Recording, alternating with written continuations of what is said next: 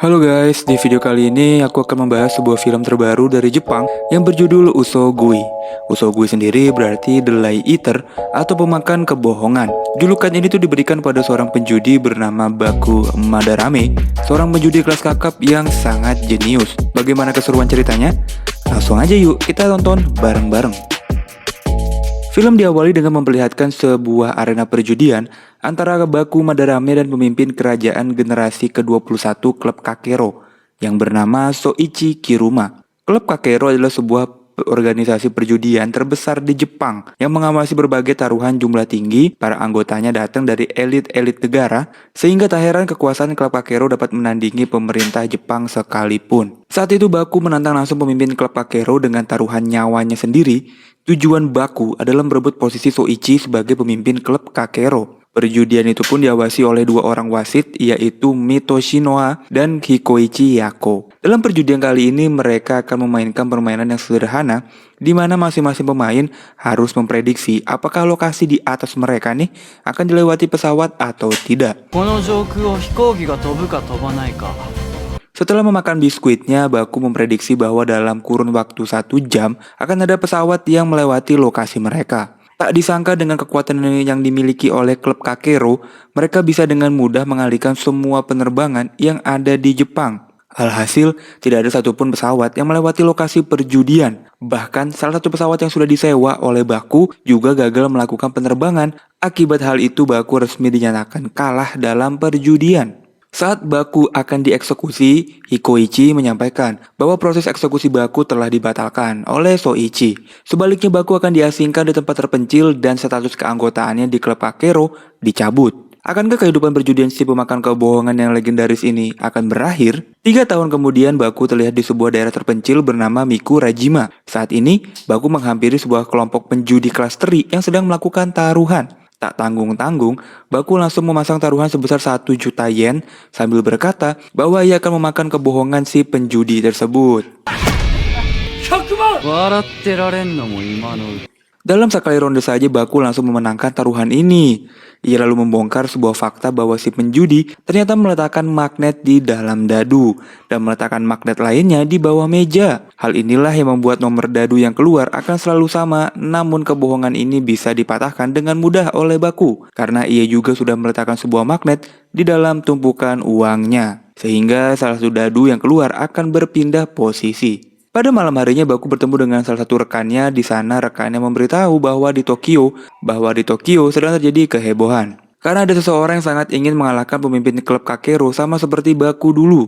Ia adalah seorang peneliti bernama Iki Sadakuni. Ia diketahui menemukan terobosan untuk menambang metana hidrat, sebuah energi baru yang bisa menggantikan minyak. Ia diketahui menginvestasikan semua dana pribadinya dalam penelitian itu tanpa melibatkan pemerintah. Namun suatu hari terjadilah ledakan di dalam laboratoriumnya yang menewaskan semua anggota laboratorium dan membuat Sadakuni menghilang dari perhatian publik. Seorang sumber mengatakan bahwa Sadakuni kini sedang mengincar klub Kakero, bahkan ia ingin menjadi pemimpin dari klub itu, guys. Cerita dari rekannya membuat Baku merasa bersemangat untuk kembali ke Tokyo demi bisa menuntaskan dendam di masa lalunya.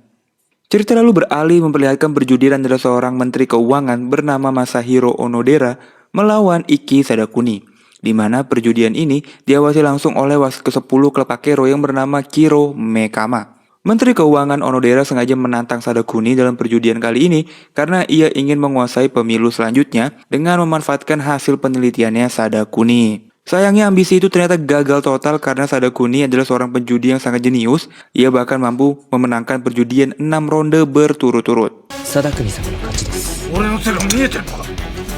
Kalah dalam perjudian, Onodera menyuruh para anak buahnya untuk menghabisi Mekama. Beruntung Mekama memiliki kemampuan bela diri yang sangat baik sehingga ia mampu menghabisi mereka tanpa bantuan siapapun. Setelah perjudian itu selesai, Mekama menemui Sadakuni dan menyatakan ingin menjadi wasit pribadinya. Setibanya di Tokyo, Baku berkenalan dengan seorang pemuda bernama Takaumi Kaji. Kaji adalah seorang pemuda yang sangat baik hati, namun ia ditipu oleh temannya dan berhutang uang yang sangat banyak pada rentenir. Karena kasihan, Baku pun menawarkan bantuan untuknya. Pada malam harinya mereka berdua pergi ke sebuah kasino ilegal milik seorang wanita bernama Ranko Kurama. Di sana, Baku dan Kaji bermain sebuah perjudian dengan sejumlah uang yang mereka miliki. Cara kerja perjudian ini adalah mereka harus mempertaruhkan koin pada angka yang ada di papan. Jika bolanya berhenti di angka yang mereka pilih, maka itu artinya mereka berhasil memenangkan perjudian. Baku sengaja mempertaruhkan koinnya pada semua angka kecuali angka yang sudah terpilih. Langkah itu dianggap sangat bodoh oleh Kaji. Karena itu sama artinya mereka kehilangan lebih banyak koin. Karena menang berkali-kali. Baku kemudian menaikkan taruhannya. Namun sayangnya pada langkah itu ia malah gagal. Hal itu pun membuat Kaji sangat frustasi karena mereka sudah kehilangan uang yang sangat banyak. Tidak ingin menyerah begitu aja, Baku kembali menaikkan taruhan dan bertaruh pada semua angka kecuali angka 9 merah. Begitu perjudian dimulai, Baku membuka biskuitnya dan ketika Kaji melihat hal itu, ia langsung menaruh semua koin pada angka 9 merah. Tak disangka semua itu adalah rencana dari Baku. Ia memerintahkan Kaji untuk memtaruhkan semua koin pada angka yang tidak ia pilih. Begitu ia mengeluarkan biskuitnya, ternyata Baku sudah mengetahui bahwa permainan itu telah dimanipulasi. Karena Bandar akan mengarahkan bola pada angka manapun yang ia mau. Dengan keberhasilan itu, Baku dan Kaji akhirnya memenangkan uang sebesar 5 juta yen. Setelah kemenangan ini, Baku memberikan semua uangnya untuk Kaji agar uangnya bisa digunakan untuk membayar hutang dan melanjutkan kehidupan. Sayangnya Baku merasa hubungan mereka hanya sampai di sini aja karena ia tidak ingin membahayakan nyawanya Kaji. Setelah membayar hutang dan menikmati hidup, Kaji merasa bosan karena tidak ada tantangan di dalam hidupnya. Meskipun sekarang ia sudah banyak uang, namun ia tidak bisa merasakan kebahagiaan seperti saat bersama Baku. Di saat yang sama, Baku bertemu dengan Sodakuni dan menantangnya dalam sebuah perjudian. Sayangnya saat itu Sadakuni menolak tantangan Baku karena ia bukanlah bagian dari klub Kakero. Mendengar hal ini, Baku berusaha mencari cara untuk bisa bergabung kembali dengan klub Kakero. Untuk mewujudkan hal ini, ia harus menemukan seorang anggota klub Kakero yang mau menyerahkan status keanggotaannya pada Baku. Ranko menjawab ada seorang kakek tua anggota klub Kakero yang mungkin bisa menyerahkan status keanggotaannya. Ia adalah seorang psikopat yang bernama Taro Kokone. Setelah itu Baku pun bertemu dengan Kaji yang kemudian memohon pada Baku agar diizinkan untuk ikut. Tak disangka Baku langsung menyetujuinya. Keinginan Kaji keduanya kemudian mengatur strategi untuk berhadapan dengan Taro Kokone. Keduanya sengaja berpura-pura sebagai orang susah agar Kokone mengajak mereka untuk berjudi. Kokone kemudian mengarahkan mereka untuk datang ke rumahnya, sebuah rumah yang terletak di tengah hutan. Kokone menjelaskan bahwa dalam perjudian kali ini Baku dan Kaji harus menangkap beberapa peliharaannya untuk mendapatkan dalam kurun waktu yang sudah ditentukan. Jika mereka berhasil, Kokone menawarkan 10 juta yen sebagai hadiah. Di sana juga telah hadir Hikoichi sebagai wasit perwakilan dari klub Kakero. Baku menyampaikan bahwa ia tidak menginginkan taruhan dengan uang. Ia ingin Kokone menyerahkan status keanggotaannya jika Baku dan Kaji berhasil memenangkan perjudian itu. Mendengar hal ini, Kokone merasa tertantang jadi ia pun setuju dengan permintaannya Baku. 金はいらない。欲しいのはあんたのかけろ会員権。 Baku kegirangan mendengar hal ini dan ia pun memberikan sebuah pulpen untuk Hikoichi sebagai hadiah tanpa disadari pulpen itu sebenarnya adalah alat perekam yang langsung tersambung pada Baku sehingga dengan alat itu Baku bisa mendengar semua percakapan Kokone dan Hikoichi di dalam ruangan. Singkat cerita perjudian itu pun akhirnya dimulai. Baku dan Kaji langsung memasuki hutan untuk menemukan 5 peliharaannya Kokone. Peliharaan yang dimaksud ternyata bukanlah binatang melainkan manusia bersenjata guys. Peliharaan pertama berhasil dikalahkan dengan kerjasama antara Baku dan Kaji. Selanjutnya mereka kembali berhasil mengalahkan peliharaan kedua dengan mengelabuinya menggunakan rekaman suara. Sementara itu peliharaan ketiga dan keempat berhasil dikalahkan dengan menggunakan tali tajam yang sengaja mereka pasang. Dan peliharaan terakhir juga berhasil dilumpuhkan dengan cara menukar baju Kaji dan Baku dengan baju peliharaan ketiga dan keempat. Dengan hal itulah, Baku dan Kaji akhirnya berhasil menyelesaikan perjudian ini. Kesal akan kekalahannya, Kokone lantas melepaskan satu peliharaan pamungkas yang ia miliki. Peliharaan itu adalah seorang manusia bertubuh kekar yang bernama Rodem. Naasnya, Rodem ternyata adalah putra kandung Kokone yang ia ubah menjadi monster. Rodem hanya memiliki satu kelemahan yaitu otaknya terlalu kecil. Jadi ia akan selalu tertidur setelah 15 menit. Baku dan Kaji melihat Rodem tentu saja berusaha untuk kabur. Mereka kemudian memasuki sebuah gudang dan menemukan sebotol etanol sebagai senjata. Mereka kemudian menggunakan etanol itu untuk membius Rodem. Berkat keberhasilan itulah mereka pun berhasil merebut status keanggotaan milik Kokone. Setelah itu Hikoichi menyampaikan selamat untuk Kaji karena ia sudah resmi menjadi anggota Kakero. Ternyata inilah alasan sebenarnya mengapa Baku mengajak Kaji. Masalahnya dulu dengan pemimpin klub Kakero membuat ia nggak bisa lagi menjadi anggota sehingga ia membutuhkan seseorang sebagai jembatan. Meskipun awalnya Kaji menolak, namun pada akhirnya Kaji pun luluh dan memilih untuk percaya pada Baku. Keesokan harinya, Baku kembali masuk ke dalam hutan untuk menjemput Rodem. Meskipun ia diciptakan sebagai monster, namun ia sebenarnya masih memiliki jiwa sebagai manusia. Baku kemudian mengajak Rodem untuk bergabung dengan kelompoknya dan mengganti namanya jadi Marco. Cerita lalu beralih memperlihatkan apa yang sebenarnya terjadi pada Sadakuni. Setelah berhasil mendapatkan penemuan tentang metanahydrate, Sadakuni lalu berbicara dengan pemerintah Jepang bahwa ia ingin membagikan penemuan itu secara gratis pada negara lain. Hal itu membuat pemerintah marah dan mengirim bom ke dalam laboratoriumnya. Ledakan itu kemudian menewaskan semua ilmuwan di dalam laboratorium, sementara Sadakuni berhasil selamat, namun ia kehilangan penglihatannya. Sejak saat itulah Sadakuni bertekad ingin menguasai pemerintahan Jepang dengan cara menjadi pemimpin klub Kakero.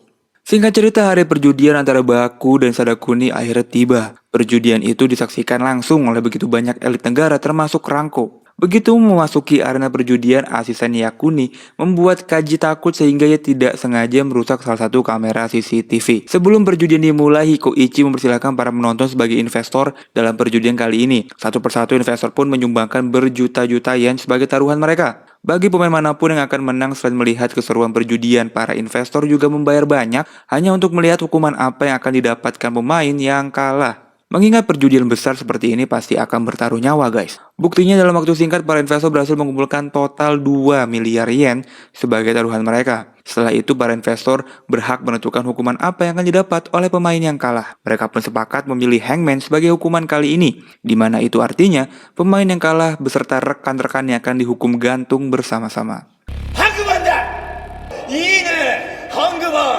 Tak kalah dari para investor, Soichi Kiruma, sang pemimpin klub Kakero, juga sangat bersemangat nih menonton jalannya perjudian kali ini. Tak lama kemudian perjudian pun akhirnya dimulai. Baku dan Sadakuni akan memainkan sebuah perjudian bernama Hangman of Mate. Kedua pemain harus bergantian mengambil kartu dari lawan untuk mencari pasangan yang sama. Nah, pemain yang mendapatkan kartu Old Mate di akhir perjudian maka ia langsung dinyatakan kalah. Dalam kartu Ultimate terdapat angka 1-5, di mana angka itu akan menentukan jumlah bagian tiang gantungan yang dirakit. Pemain manapun yang akan mendapatkan kartu Ultimate dalam jumlah 11, maka ia akan langsung dinyatakan kalah dalam perjudian kali ini. Pemain bebas melakukan taktik licik apapun selama tidak diketahui oleh pemain lawan. Pada ronde pertama, Sadakuni berhasil memilih kartu yang benar sehingga Baku mendapatkan kartu Ultimate bernilai 5. Meskipun jumlah itu terbilang sangat tinggi untuk ronde pertama, namun Baku masih sangat santai. Lanjut ke ronde kedua, Sadakuni kembali unggul setelah kartu Ultimate bernilai 4 berakhir di tangan Baku. Karena hal itulah, kini Baku sudah mengumpulkan total 9 dari 11 bagian tiang gantungan. Hal ini pun membuat Kaji dan Ranko merasa sangat frustasi karena berpikir bahwa Baku pasti akan kalah. Apalagi di ronde yang ketiga, Baku kembali mendapatkan kartu Ultimate bernilai 1. So, itu artinya kini Baku sudah mengumpulkan sebanyak 10 dari 11 bagian tiang gantungan. Tinggal satu langkah lagi nih, ia dan Kaji akan digantung bersama-sama. Di babak terakhir ini Baku bertekad akan membalikan keadaan seperti biasa. Ia pun mengeluarkan biskuit andalannya dan mulai memainkan trik yang sebenarnya ia tahu betul bahwa sejak awal permainan Sadakuni bisa melihat semua kartunya. Hal ini sudah ia sadari sejak awal pertemuan mereka. Ia tahu bahwa Sadakuni kehilangan penglihatannya. Namun ada sesuatu yang membuat Sadakuni bisa melihat melalui CCTV yang ada di arena perjudian. Karena hal inilah sejak ronde selanjutnya Baku sebisa mungkin menutupi kartunya dari CCTV. Berkat hal itu, perlahan-lahan Sadakuni mulai mengumpulkan sedikit demi sedikit kartu Ultimate. Hingga akhirnya di ronde terakhir secara terang-terangan Baku melihat langsung kartu Sadakuni dan menggambar kartu Ultimate dengan sebuah pulpen. Hal itu pun membuat Sadakuni berpikir bahwa Baku melihat kartu Ultimate yang terakhir padahal kartu itu ada di tangannya. Dengan bukti itu, Baku akhirnya bisa membuktikan bahwa Sadakuni telah melakukan kecurangan. Meskipun Sadakuni tidak bisa melihat secara langsung, namun seseorang telah memasangkan alat di belakang punggungnya, sehingga otaknya bisa melihat semua yang terjadi melalui CCTV. Nah, karena sebelum pertandingan salah satu CCTV telah rusak, Baku pun memanfaatkan kerusakan CCTV itu sebagai titik buta dari Sadakuni. Marah karena kekalahan itu, Megama pun mencoba menyerang Baku, namun Hikoichi berhasil mengalahkannya dan langsung membunuhnya. Berkat kejeniusan inilah Baku dan Kaji keluar sebagai pemenang, sementara Sadakuni dan rekannya harus digantung. Sebelum digantung, Sadakuni menyampaikan bahwa ia akan selalu mendukung Baku untuk membawa kedamaian di dunia ini. Sadakuni kemudian secara resmi memberikan status keanggotaannya Baku, sehingga itu artinya Baku berhak menantang kembali pemimpin klub Kakero dalam perjudian. Tepat sebelum eksekusi dimulai, Baku menunjukkan foto Sadakuni dan teman-temannya di dalam laboratorium, sehingga ia pun bisa mati dengan bahagia. Film ini pun diakhiri dengan memperlihatkan Baku, Kaji, Ranko, dan Marco yang sudah bersiap memasuki ruangan perjudian. Mereka pun disambut oleh Hiko Ichi yang mempersilahkan Baku untuk memasuki ruang perjudian dan film pun akhirnya selesai. Dari film ini kita belajar bahwa perjudian itu tidaklah pernah benar dan tidak pernah berakhir bahagia atau berakhir baik. Orang-orang yang menang dalam perjudian hanya akan merasa kecanduan, sementara yang kalah harus menerima kenyataan pahit, kehilangan semua uang, atau bahkan di film ini kehilangan nyawanya. Jadi buat teman-teman jangan pernah ikut judi-judian ya. Gimana cerita film kali ini guys? Makasih yang udah nonton sampai habis. Silahkan subscribe supaya kita bisa nonton bareng-bareng lagi. Dah.